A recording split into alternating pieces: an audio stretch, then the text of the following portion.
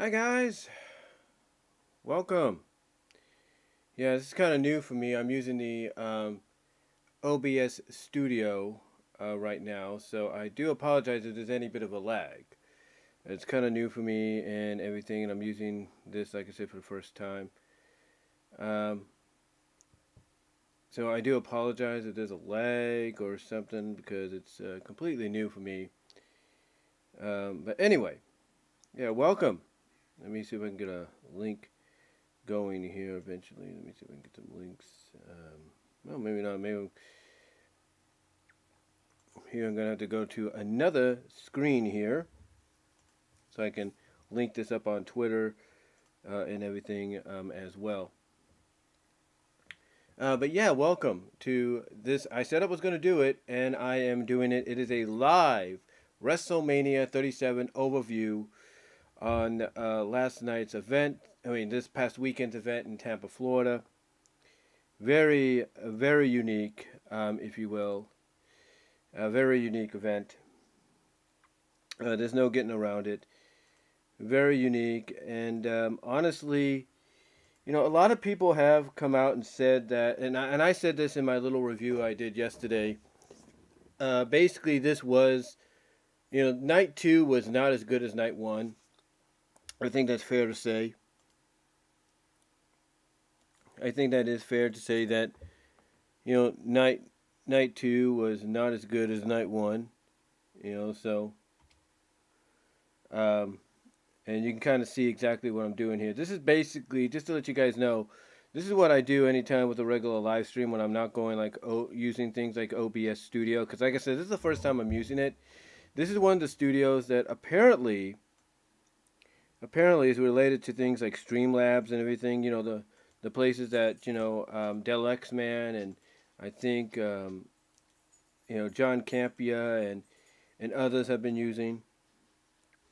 So yeah, this is the first time I'm using it for this. I wanted to test it out basically because I noticed that one of the things I use because I have a new capture card. It's the 4K capture card that uses one of those capture cards that uses OBS Studio as a recommendation, and so I'm using it. So I'm using it now, testing it out, and I've used it over the past weekend, if you will, to kind of capture some footage, like game footage and everything, like Super Mario Brothers stuff like that. So yeah, it's one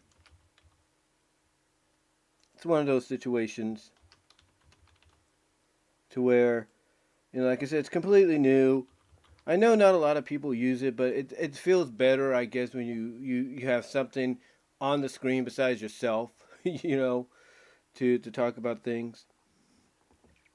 Um, so yeah, I'm just testing it out, see how it looks. Let me know how it works out for you guys. What you guys think, overall on it. Um, but yeah, basically, oh, I don't want to do that. But yeah, basically,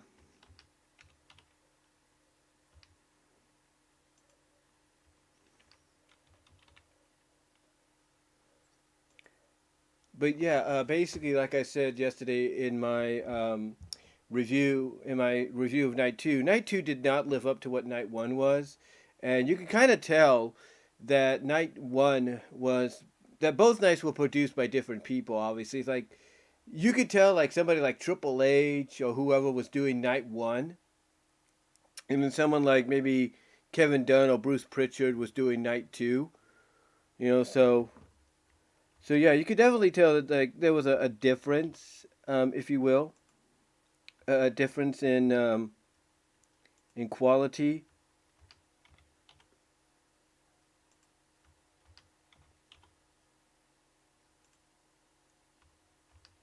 So you could definitely tell that.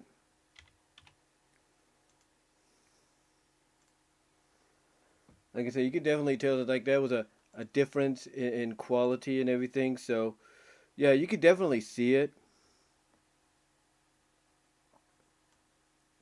And again, I do apologize if there's any bit of lag. Like I said, it's the first time.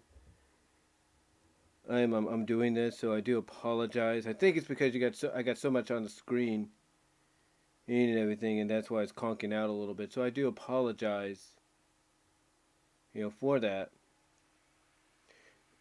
Now it's saying no data, so I don't know what's going on. So yeah, it's going crazy here. I don't know what's going on, guys. So either that is just, I mean, I've noticed this lately with YouTube a lot. It's like it's acting up, so it's like you can see right there on the screen what it's saying. So hopefully, they fix this down the line. I don't know. Maybe it's because it's got so much on the screen or what's going on. It might. Well, it's I'm on Twitter, so that kind of explains it a little bit. They jump around a lot here on Twitter. So it's like, oh, well, we got to do this, we got to do that, and it doesn't help. Just trying to link this, like I said.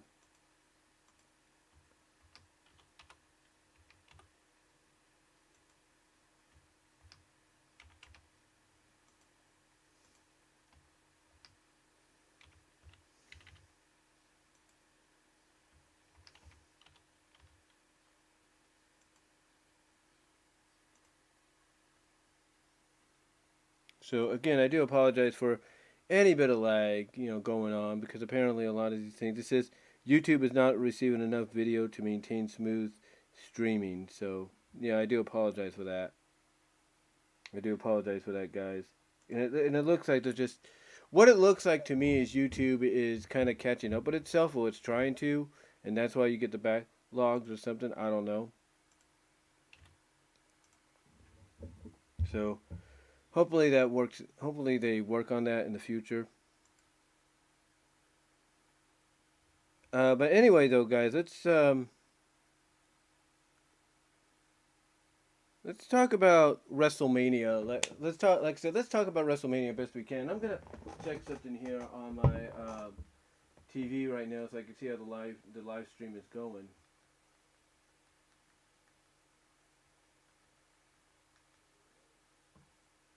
If you will.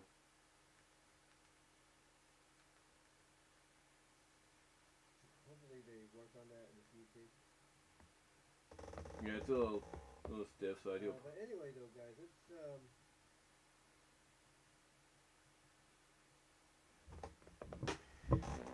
But yeah, anyway, let's talk about WrestleMania here, for example. Let's start talking about WrestleMania, and the first thing I do want to talk about, to start off, if you will, is I want to talk about, well, something I've touched upon before in a video.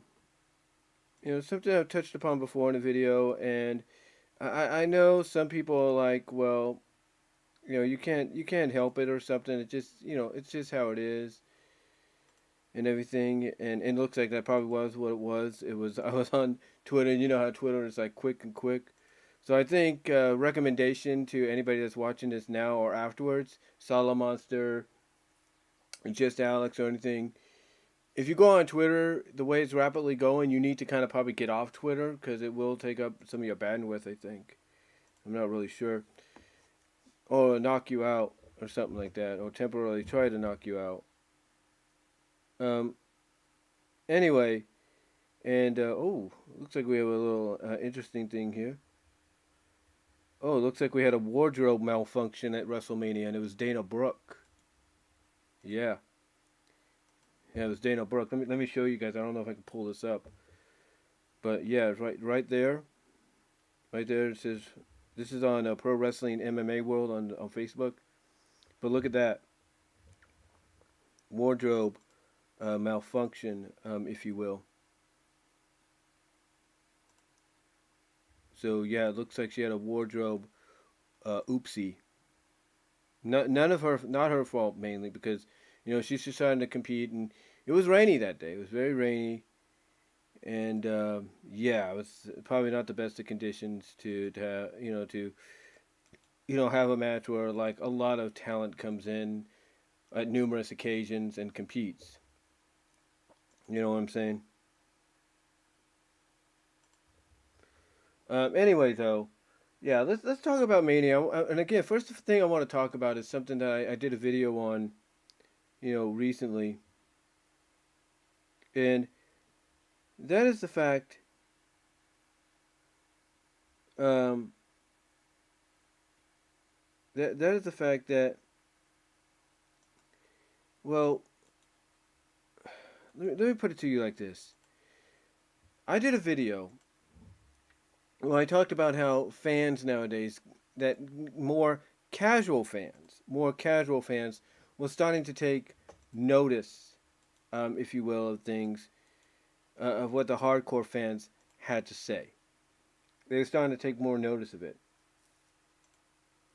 They were starting to be like, "Oh, well, you guys complain too much and everything, and all that." And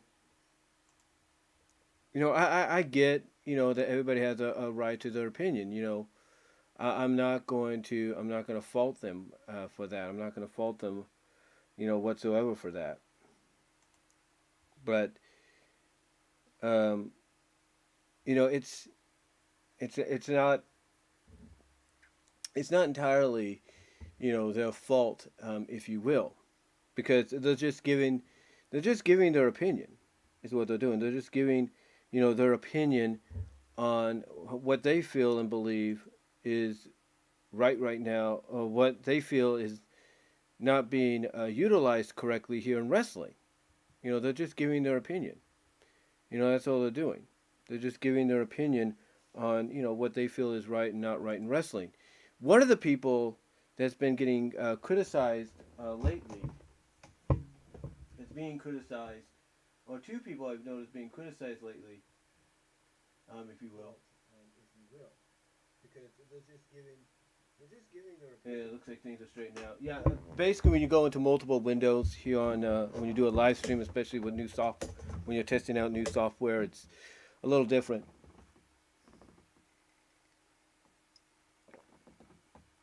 Anyway, though, getting back to what I was saying, there's two people I follow here on YouTube, and on Facebook, and on social media, and Twitter, and all that.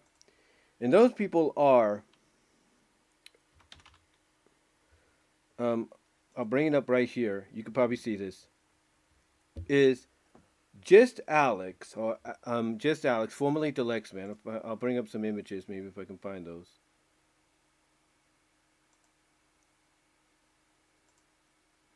Let me see. Oh, I gotta go here. Yeah, Alex here. Alex, recently, doing some of his live streams, like this here was his most recent live stream from last night on WrestleMania Night 2. And Alex, this guy, overall, first of all, I recommend you go check his channel out, which is Alex's World, just Alex. He also has Alex Reviews Everything, his secondary channel, where he reviews a lot of things not wrestling. Like one of his top video series right now on Alex Reviews Everything is his weekly review of a lot of the Disney Plus MCU shows. So check him out if you want. Check him out there if you can. But anyway, like I was saying, Alex here had been recently doing some of his live streams over the past week or so, had been getting a lot of, I wouldn't say harsh criticism, but it's the kind of thing that's like, you can kind of tell the difference between legit wrestling fans, like more than casual, soft hardcore fans that end up in the super chats, in the live chats doing these live streams that talk about wrestling and agree or maybe give a difference of opinion or slightly disagree or whatever. You can tell the difference between them and the casual fans or even the trolls. And I've noticed that with some of his streams recently that he's had some of those casual fans or trolls that are basically, just I just feel that he's taking things way too seriously. Like they're saying, man, that basically to them it's like, man, you should just sit back and enjoy the show. Stop complaining. And here's the thing, just like I said in the video, I believe, just like they have a right to tell Alex that, Alex has a right, along with those that agree with him or slightly agree with him or maybe slightly disagree with him or whatever, he has a right to his opinion. He has a right to say what he wants. Basically what I'm trying to say is he has a right to say what he wants and on how he feels about something. And if he feels something is not good, he will say it. Or if he feels something is great and it lived up to expectations, maybe over exceeded them, he will say it. But is, the problem is people just don't understand that. They don't. They just don't understand that. That all he's doing is giving his opinion. That's all he's doing. That's all he's doing from his I would assume apartment complex. I'm not really sure that he lives in right now. Correct me if I'm wrong, Alex. But basically, he is just giving his opinion, and he makes a living by doing that. He makes a living by doing that. But he's not the only one, because I did watch both of his reviews, and they're very good. Check them out. But the other person I noticed that got criticized, in fact, I was surprised he got criticized during his review that I was just in the process of watching before going live myself here, if you will. And I was kind of surprised that, he got criticized himself, was this man, and I'm going to bring him up right now.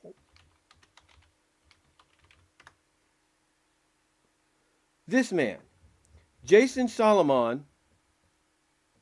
Solomonster sounds off. This guy right here,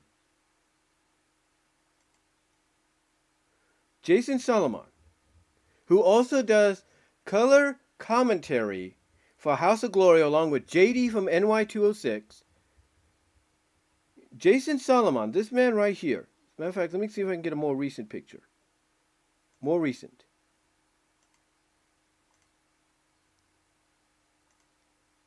"24 hours. These are all basically images related to his podcast and everything. Okay. So let me see. Let me see if I can do a past week deal.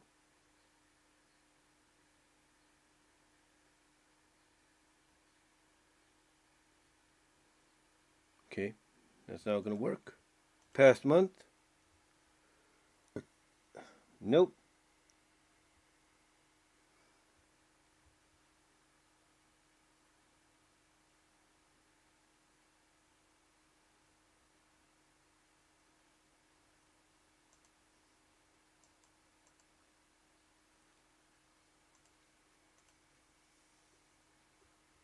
Yeah, there he is. There he is. This guy right here, he recently did a review with Chris Van Vliet, which, by the way, hashtag, let's get a hashtag of just Alex, Chris Van Vliet, or Chris Van Vliet, interview just Alex, or interview Delexman. Let's get that going so that, Alex can get on there to give his own opinions. But this guy here, I'm going to see if I can open the image. I don't know if I can open the image. Oh, here we go. Open image. Okay, this guy right here. Alex. I mean, not Alex, but Jason Solomon. This guy right here. Who basically, this guy right here. With the glasses and everything. Who always gets mistaked for Orange Cassidy. I don't know why. Looks like him. But this guy right here. Jason Solomon did his review last night on WrestleMania 37 Night 2. And he was giving basically some respectable criticism to Michael Cole. Because you see, for some odd reason, and I'm someone that was a fan of Michael Cole, still kind of am. But basically I'm someone that was a fan of his when I started watching WWE, WWF, WWE. And I think he's a pretty good announcer. I think he's come a long way. But everybody has an off day, right? Everybody has an off day. And here's the thing. And excuse me for a second.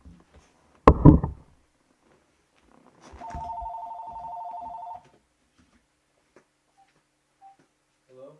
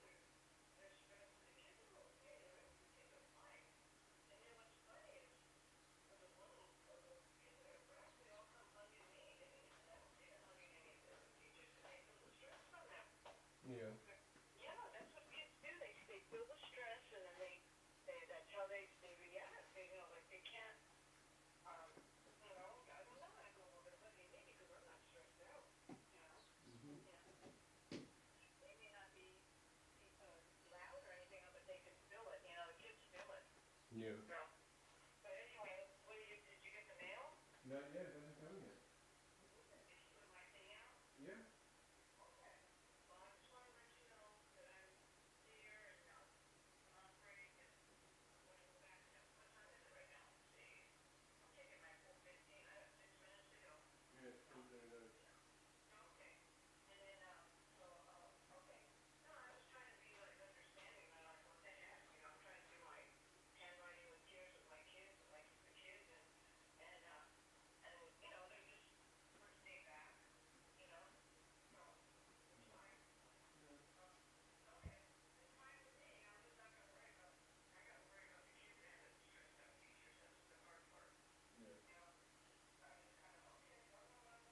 Well, I'm not ready. I was on time. I was early today. I was right on time. Yeah. I left a little early, and what happened? It fell because she didn't have a key. Yeah. Did she just bring it? I don't know why she doesn't bring it with her. No, why? Because the other classroom always opens up when they're on quarantine, I think. Yeah. Yeah, I think so. So, okay, Brian, I'm gonna go finish up my break here, finish my speedball, and then I'm gonna go back. All right. Okay. Okay. You have lunch because at least starting, there's not gonna be no extra lunches today for sure. Yeah. Okay, God bless you. I'll talk to you later. All right. Okay. You too. Thank you. Yeah.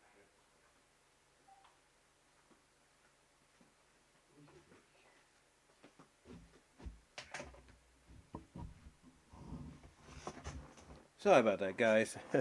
You see, you kind of probably heard a little bit of the conversation there, but that's kind of what I deal with a little bit. And that kind of goes back to what I was talking about when I did some channel updates and everything, and why I, had some videos come out, throughout the week that I had done earlier, basically because of that. It's not. I mean, it's a good thing that she calls. It's a good thing she calls to check up on things, let me know she got there safe and everything. But yeah, she goes straight into talk mode, and it's like, holy smokes. It's like you can't get away from it or anything like that. So it's just one of those situations. And again, I do apologize for any lag that's going on. But anyway, like I was saying, Jason was doing his review last night as well, and I was watching it this morning while I was making up my bed here.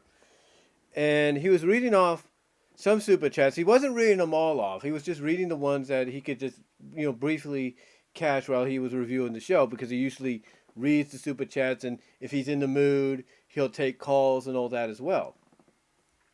And so what happens is that he notices somebody commenting on the super chats, because here's the thing. Getting back to what I was saying, because like I said, I've been a fan of Michael Cole, and I believe he's gotten better throughout the years, definitely improved, and there's no doubt. But everybody has an off day. Everybody has an off day. However, if you've been doing this profession for as long as Michael Cole has, and you've been calling numerous WrestleManias since freaking WrestleMania 15, if you will, then you shouldn't be botching anything. You shouldn't be botching any calls that you make. And Michael Cole did abundant of those this weekend. I wouldn't say a lot, but just abundant, just enough of an abundant of, or I should say, he did abundantly enough. That's what I'm trying to say. He did abundantly enough to where he got criticized. Heck, Corey Graves had to basically get on him last night. He said, "Don't worry, Michael Cole. I'm going to save you from the internet this time," because he screwed up on calling a move during the Sami Zayn Kevin Owens match. He basically called a Michinoku driver, if you will, that was made famous by Taka Michinoku. He basically flubbed calling the Blue Thunder Bomb, which Sami Zayn did later on. Or Sami Zayn is known for using, and he did later on. He flubbed the Michinoku driver's name by calling it a Blue Thunder Bomb. And Corey Graves, I think this was like legit, on the fly improvisation. He had to basically, catch Michael Cole and say, "Hey, I'm going to save you from the internet tonight. I'm going to help correct you on that." And that's what he did. But it wasn't the first time. You know, the night before, he missed the call on the 3 count during the main event between Bianca Belair and Sasha Banks, where Bianca beat where Bianca beat Sasha to become SmackDown Women's Champion. He said, "Oh, she kicked out. Count of 2." No, it was a 3. It was a 3. And I think he did some other flub earlier that night too.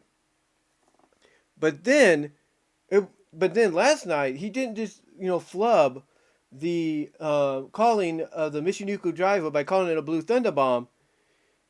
He called what we saw at the beginning a box-like structure. And a lot of people pretty much got on him about that. Because what it was a giant jack-in-a-box at the center of the ring. It was at the center of the ring, and the way this was done, and the reason this was done, I should say, is basically Bray Wyatt, the Fiend Bray Wyatt, and Randy Orton were kicking off night 2.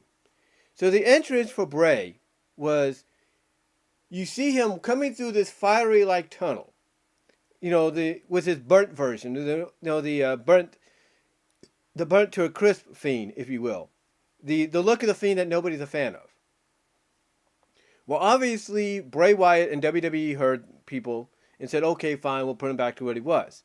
So what do? They have the burnt Fiend walking through this tunnel, and all of a sudden, through the magic of technology, suddenly flames engulf him. He walks through the flames, and he's back to the old Fiend motif. He's all cleaned up, like Jason said, all cleaned up. He's ready to go on go have a night at the club, right? And then then the Firefly Funhouse music plays. Out comes Alexa, and she turns the crank on this big old jack-in-a-box. And out pops the Fiend. And then the Fiend, after posing a little bit, dives off the box onto Randy Orton, and the match commences. So anyway, though, getting back to the jack-in-a-box, Michael Cole called it a box-like structure.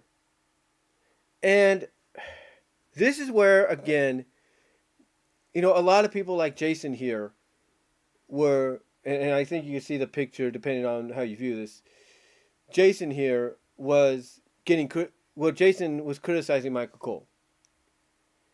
And to get back to this man's live stream that he did last night, his review, he basically he had somebody show up in the live chat. I don't know if somebody was super chatting him or it was just a regular live chat. It might have been just a regular live chatter. A regular person, non-donator in the live chat. And he basically told Jason Solomon, he advised him, don't be so harsh. And Jason's like, what are you talking about? What's so wrong about, what's so harsh about what I'm saying? What I'm saying is the truth about what Michael Cole did. And this, again, goes back to what I was talking about in that one video, and the same thing with Alex, and I'm sure JD from NY206 and everybody else has had, even OTRS Central has had. And that is the fact that now you're starting to get more casual fans noticing or taking note of what's going on. They're starting to notice what people like Alex is saying, what people like the Schlag Daddy, Jason Siegel of OTRS Central is saying, what Jason Solomon of Solomonster Sounds Off is saying, what JD from JDNY206 is saying. They're starting to take notice, and now by the fact that they're now starting to take notice is what I'm trying to say. By now seeing, them taking notice of what, these guys are saying, now they're coming out and basically trying to tell them, look, enjoy it. It's not legit. It's not real. Get it through your minds. Or something like that. Basically, they are trying to tell these guys that have been, doing what, that have been a huge part,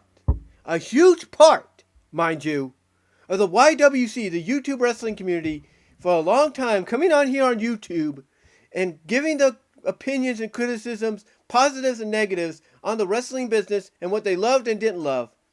Now all of a sudden you have these casual fans showing up, casual fans, semi-casual, whatever the case may be, showing up and telling them, don't take it so seriously.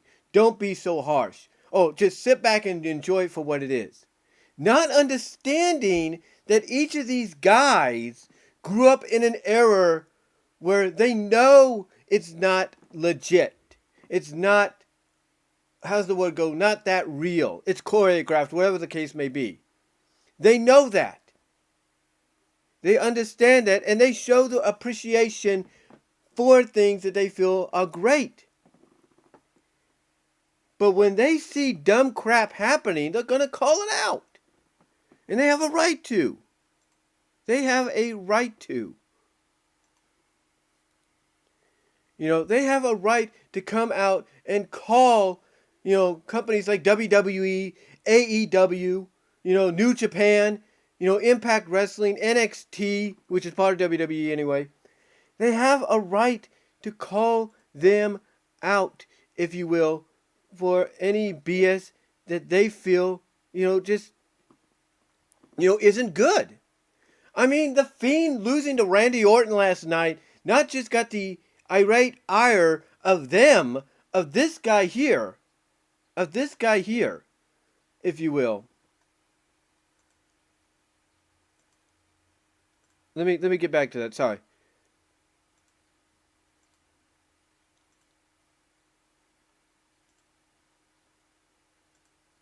But not only did it get the irrization of this guy here and of Alex and many, but it got the irateness of every single fan. It did. It got the irateness of every single fan when that match was over. And they have a right to criticize. They have a right to criticize the botchiness they saw during the tag team turmoil match on Saturday night. They have a right to call out the botchiness that they saw during the match that resulted from the tag team turmoil match. They have the right to give their opinions and criticisms because they have been doing this for years, for decades. I've been a subscriber and a follower of OTRS Central since they freaking began. Since they were originally known as the Off the Ropes Show. Since they were known as the Off the Ropes Show, since it comprised not just of the Schleg Daddy, Jason Siegel, but of Mr. Rout, of Triple T, of B-Rad, but then the other members like Mike Johnson and Metal D. And now you have, Jeff incorporating his animals like Summer into his reviews to make it more entertaining, showcasing that she's a huge Roman fan. These people, in my opinion, have earned the right to criticize and give their opinions on when they don't like something or when they feel somebody is botching crap up. And for someone like Michael Cole, who I am a fan of, I like his work. He does the best he can. He can work with anybody as his commentating partner, whether it's Jerry Lawler, whether it's Taz, whether it's Jonathan Coachman, or in this case Corey Graves, or Samoa Joe. He can work, or Byron Saxton. He can work with that person, and the chemistry is perfect or near perfect in my opinion. But like I said, for somebody that's been doing it for as long as Michael Cole's been doing it, he shouldn't have to result in botching what he says. He shouldn't. He shouldn't be botching what he says. He shouldn't. Anyway.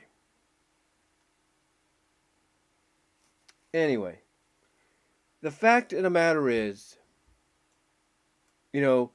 these guys have a right to say what they feel and how they feel. They have that right. Okay?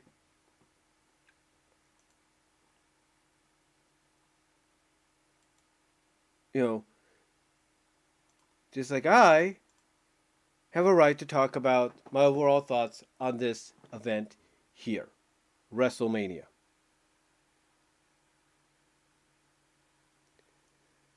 Just like I have my opinions to give my thoughts on this. And again, overall, the two nights were good. The overall two nights were good. There's nothing bad about the overall presentation. Yes. Did they have?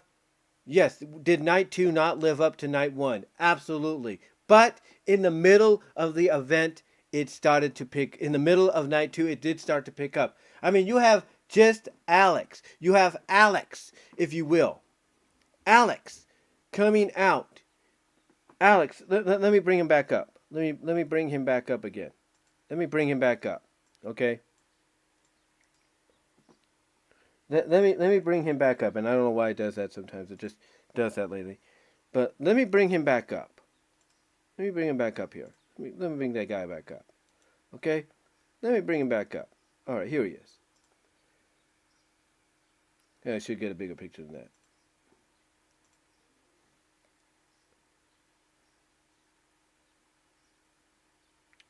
Let me see if I can get a better picture. Come on.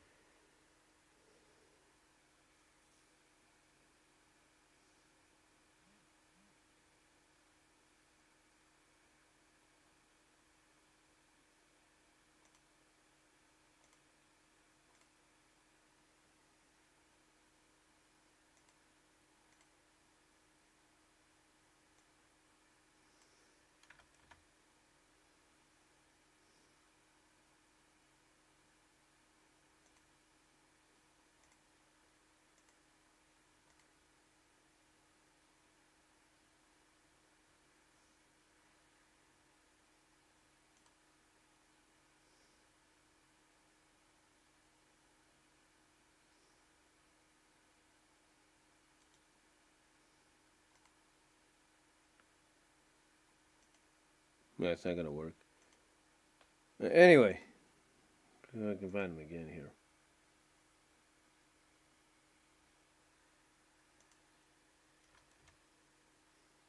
Yeah, it looks like you got to combine his name, I guess. I don't know.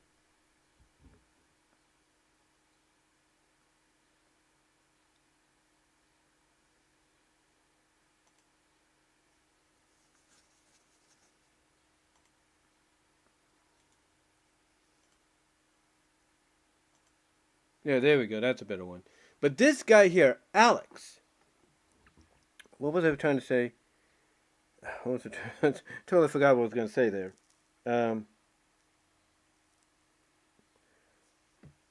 God, just forgot what I was going to say. Totally forgot what was. Yeah, but Alex here. Oh yeah, that's what I was going. I got it now. Alex, I'll tell you how much this guy's earned the right to give his opinion and stuff. He, like OTR Essential, likes to make things fun, right? So as I was saying, night two picked up in the middle. Like by the third match, it started to feel like this was Mania. What Alex did for night two, and he did it somewhat for night one, is he took basically certain matches, and for the fun of it, just said, I'm going to snap my fingers, and we're all going to forget these matches happened. So he did that on Saturday for the Tag Team Turmoil. He went 1, 2, 3. There you go. What Tag Team Turmoil match? I don't know about any Tag Team Turmoil match, do you? And he did the same thing last night when he came to what happened with The Fiend and Randy Orton and the Tag Team title match that resulted from the Turmoil match.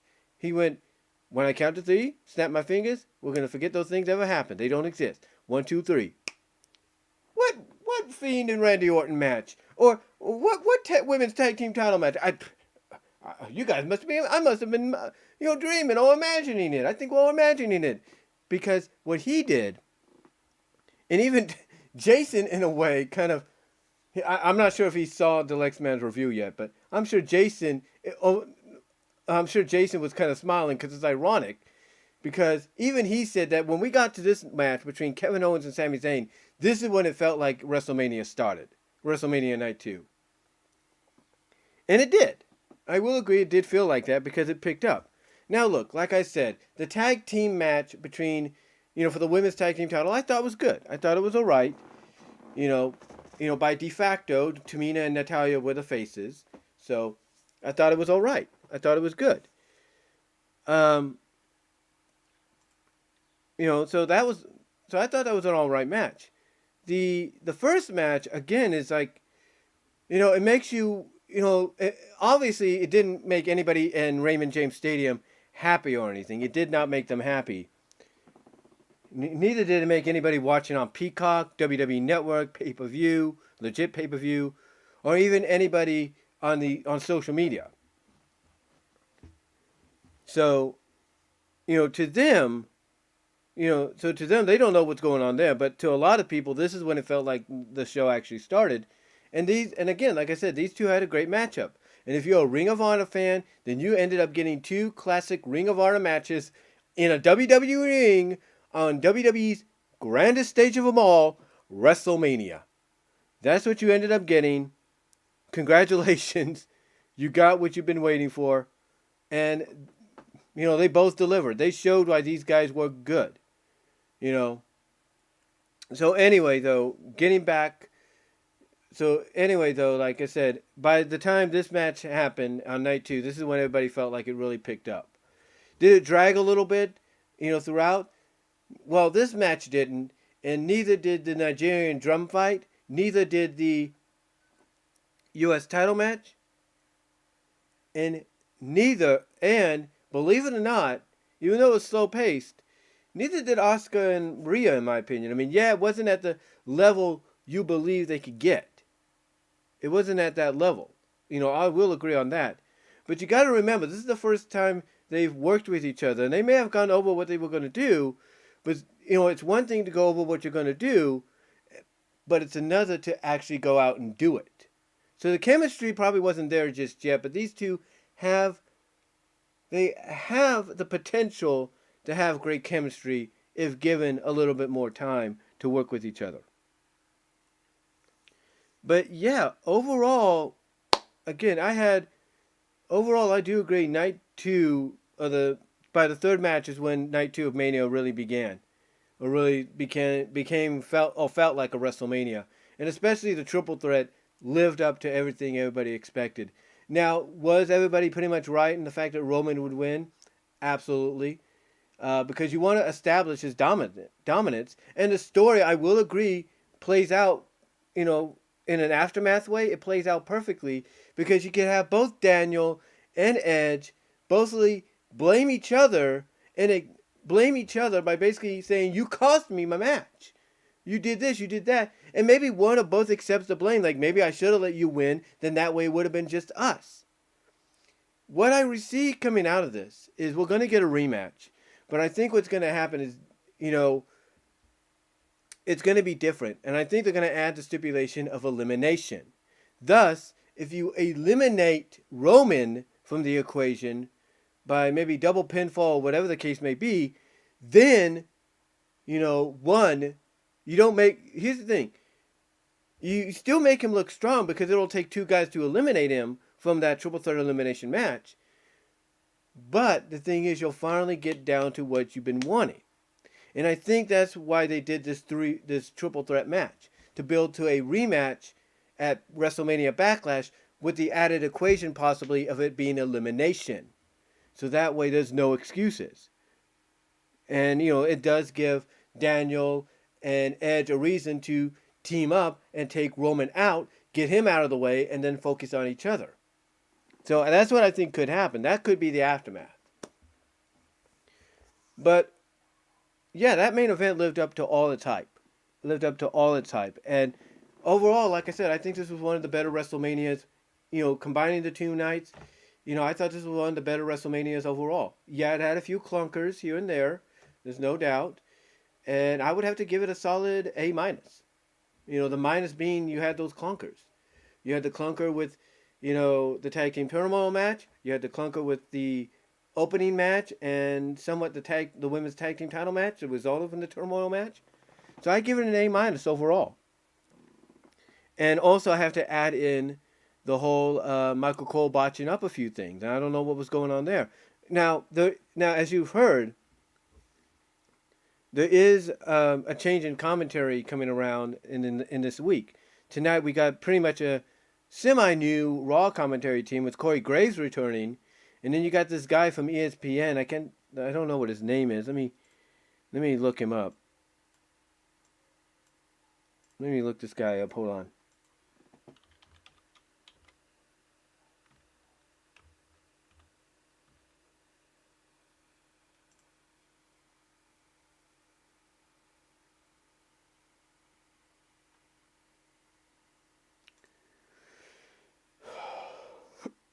Excuse me.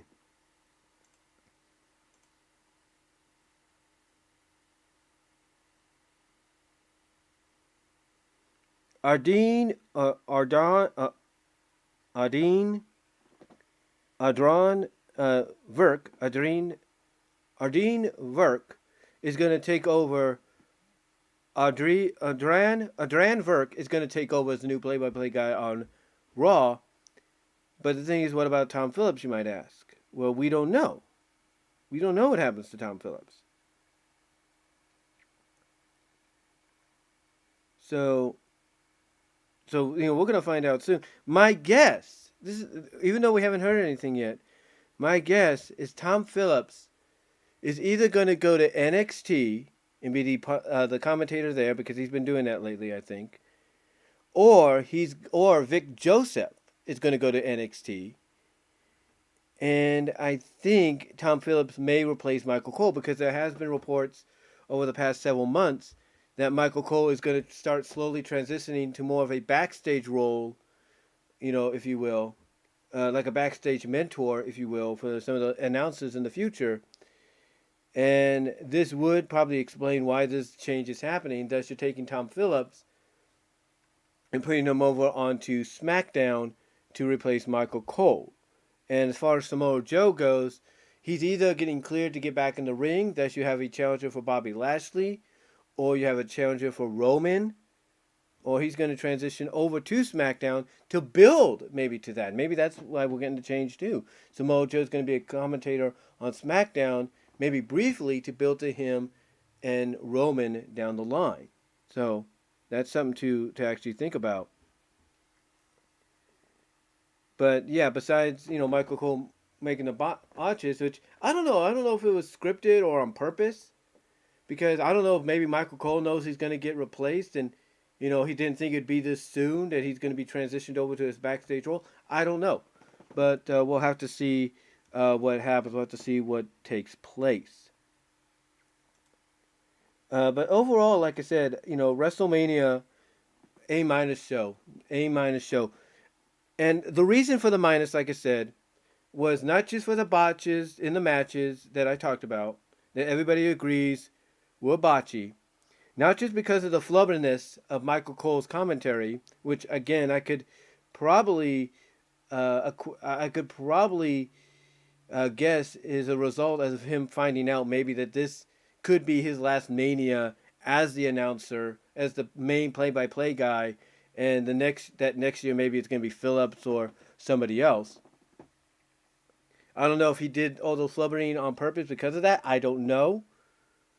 I know some people might say, well, they were thrown off guard because of the weather. They weren't sure about the weather both nights. And that is true. I'll give slack there. I'll give a little bit of slack there that, yes, the weather did play a factor, especially last night.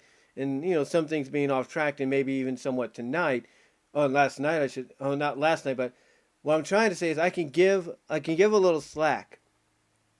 I can give a little slack on the fact that, yes, the weather did play a factor on Saturday, and the uncertainty of it on Sunday did play a factor, even though it cleared up, thank God. Overall, so and overall, it didn't, like I said, help, people. It didn't help not just, the commentating team, but the superstars as well, because, like I said, it threw them all off. They had to improvise. So I'll give them a little bit of slack there. But here's the thing. Here's the thing. We have seen Michael Cole in these kind of environments before. We have seen him in these kind of environments before. It's nothing new for him. It's nothing new whatsoever. He's a former CBS journalist that used to report the news from the front lines of a war in the Middle East. So it's nothing new for Michael to, it's nothing new for Michael not to try to improvise or try to, not make a mistake on the air.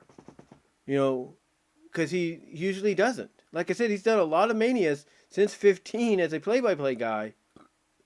And with the exception of a few, he's never flubbed once. Well, maybe he has flubbed on a few occasions, but not as badly as he did over this past weekend. So, again, I don't know if maybe it's because he knows this could be his last Mania as the lead play-by-play guy, and he's going to suddenly be transitioned to a role that, he knew he was going to go to, but not so soon. So, I don't know.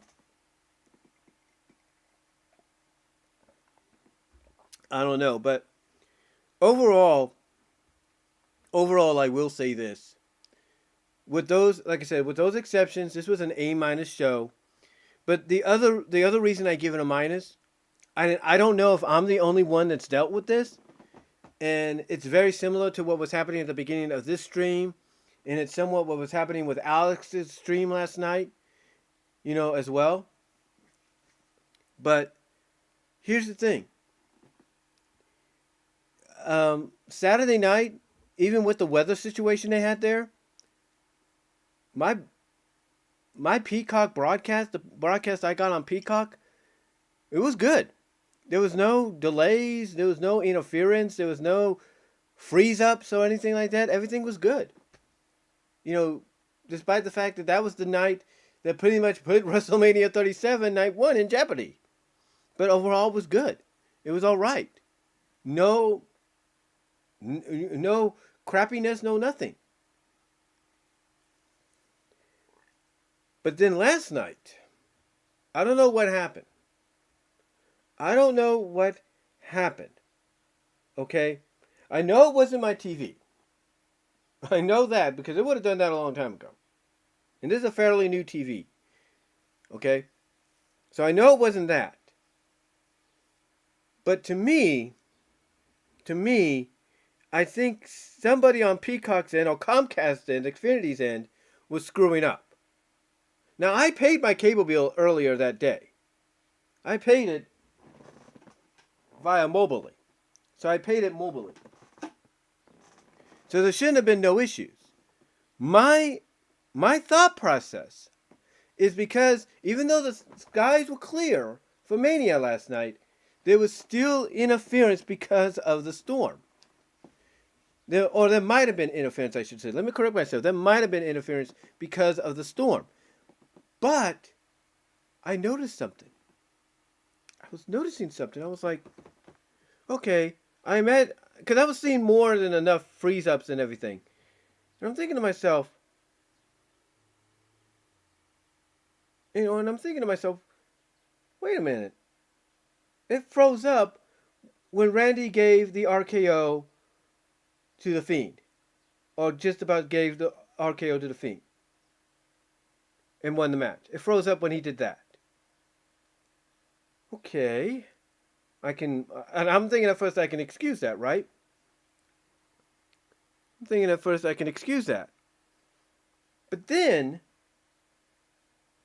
it happened again in the second match.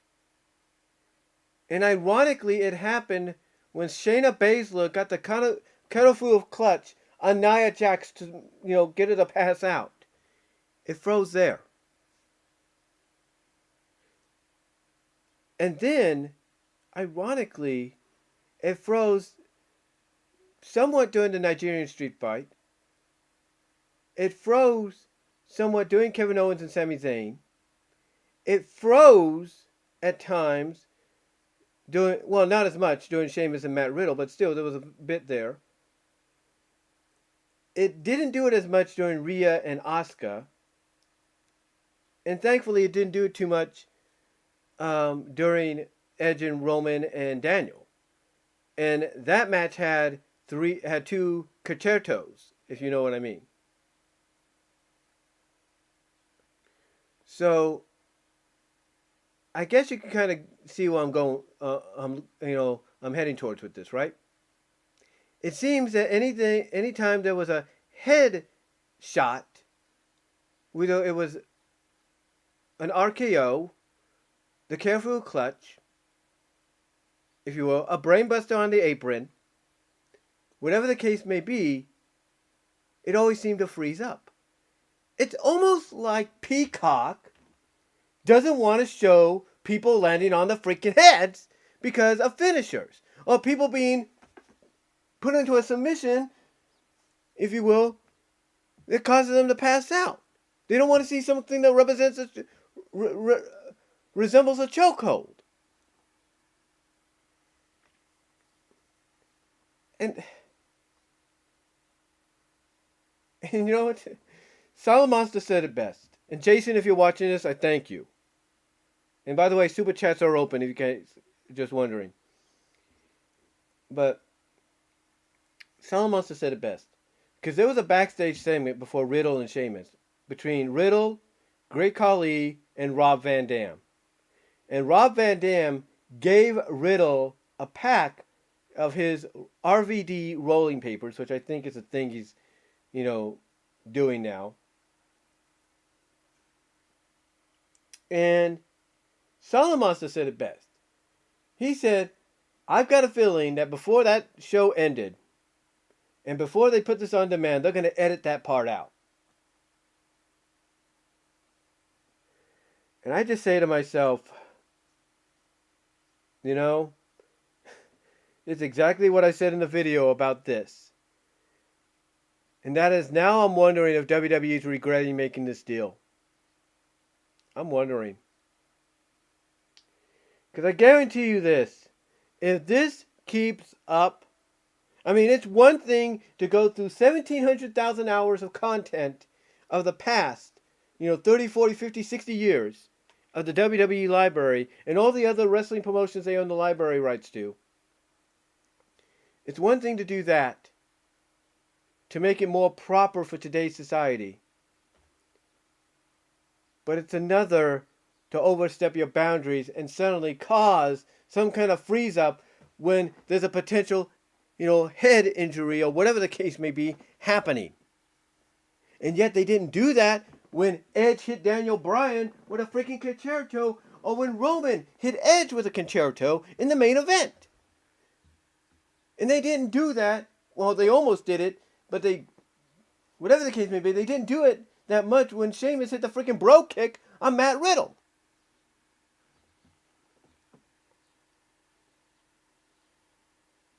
So, to me, I'm like, are you serious? I'm like, are you serious? Peacock. Because I don't think WWE was behind it. It's out of their control. It's out of their control. Because guess what? Here's another thing that tells you the WWE, pretty much probably made a mistake, selling the network to Peacock. You want to know what the other mistake was? They had to keep promoting. The opening for both nights was the same opening, right? A little different, but same opening. But they basically had they had the voiceover guy, or one of the two voiceover guys they had for that opener, basically talk about Peacock and say, and even those of you that can't watch us on Peacock, or whatever the case may be. It's like, oh my gosh. And they had some plugs on and they had some people plugging Peacock during the event too. And if that's not enough, I don't know if this was a Vince McMahon call, a Kevin Dunn call. I don't know what this was. But almost every freaking 5 minutes, they kept doing a pan. And even Jason Salamonster, you pointed this out, but you didn't say exactly what it was. But they kept doing these camera shots. They did a wide shot of the whole stadium. And every time they did that wide shot, you hear Michael Cole saying, This is WrestleMania. This is Raymond James Stadium. This is Raymond James Stadium. Every 5 minutes. Every 5 minutes, wide shot of the stadium. We're at Raymond James Stadium. Raymond James Stadium. Raymond James Stadium. And look, I get it. And I just hit my filter there. My pop filter there. But I get it. I get it. You're happy. You're proud. We all are. That WWE finally has live fans in attendance for a WrestleMania that should have happened last year. But thanks to the pandemic, it didn't.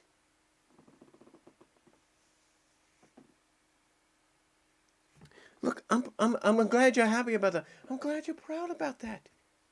But don't constantly keep doing it every 5 minutes for both nights. I mean, I can count basically like I said, every 5 minutes. 5, 10, 15, 20, 25, 30, 35, 40, 45, 50, 55, 60, 65, 70, 75, 80, 85, 90, 95, 100. It felt like over 100 times they kept doing a wide shot and saying, This is Raymond James Stadium. This is WrestleMania.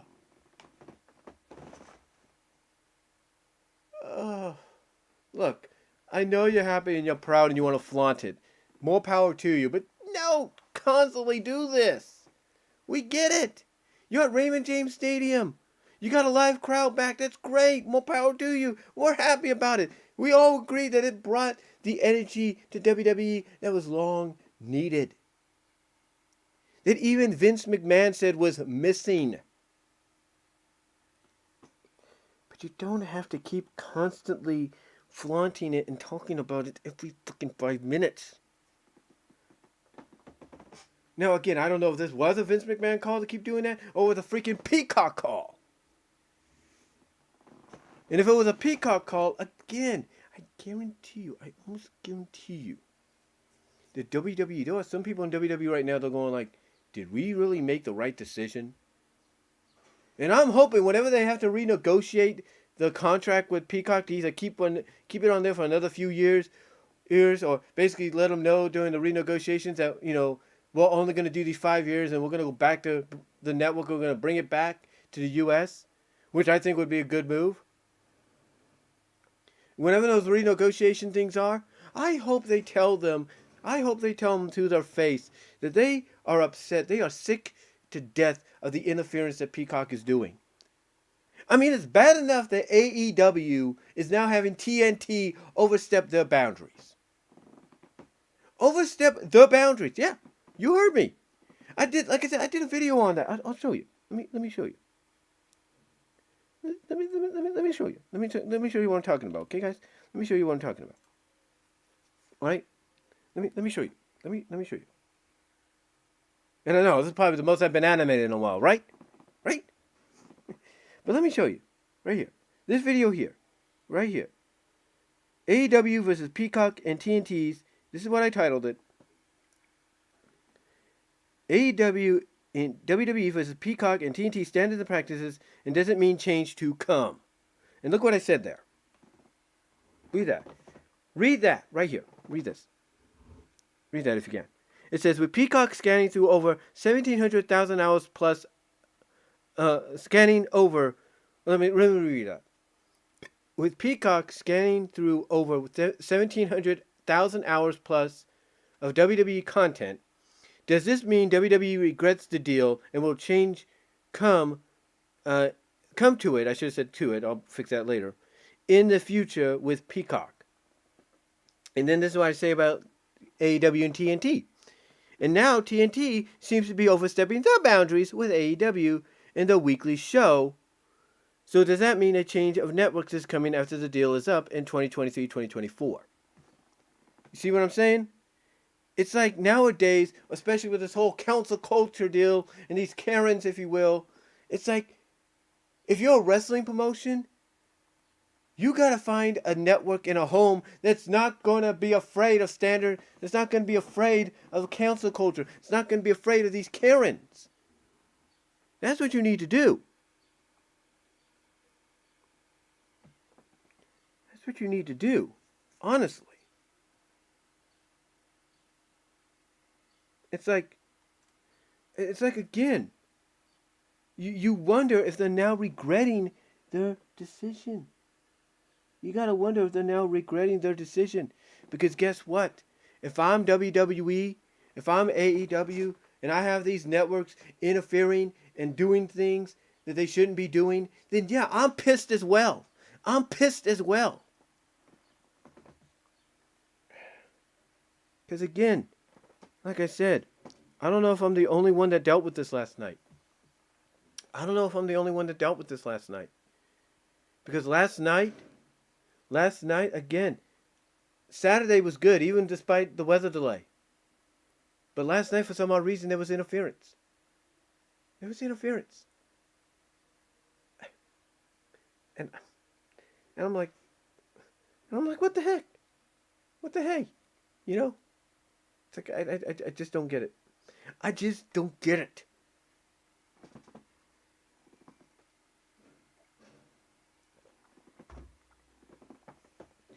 You know, I'm hoping WWE reconsiders what they've done with this deal.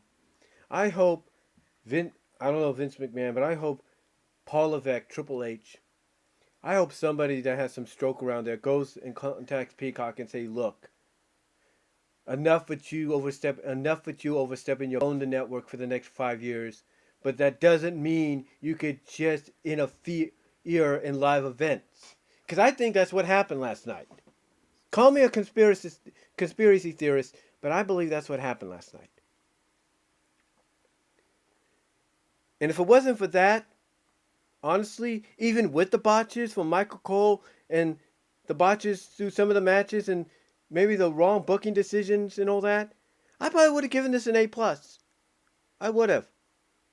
But because of the big addition of this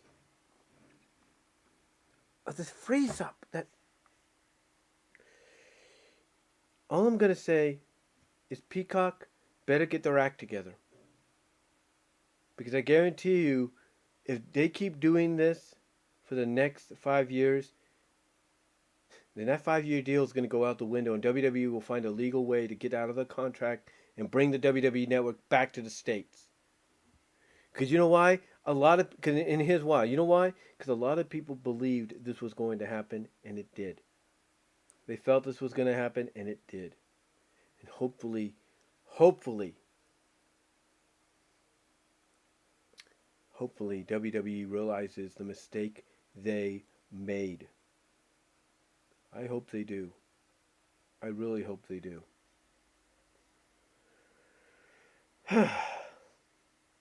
But overall, though, guys, I thought it was a great review. I thought it was a great show for both nights overall.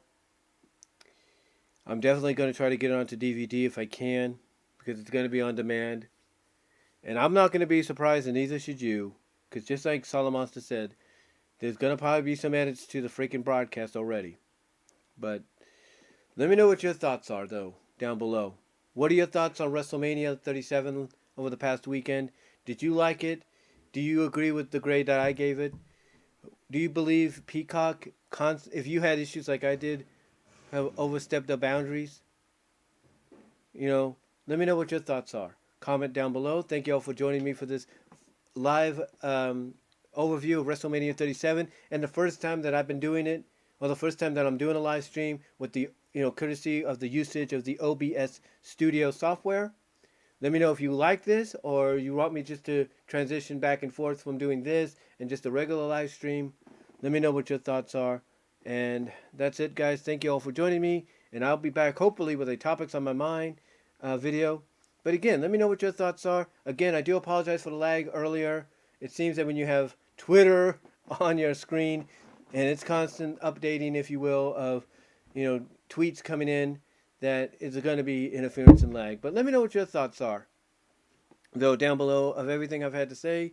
Thank you all for watching, and I will talk to you all later. Peace out. God bless. Thank you all for watching. And again, it looks like a little bit of interference happened. But again, thank you guys for watching, and I will talk to you all later. God bless. Take care. Peace.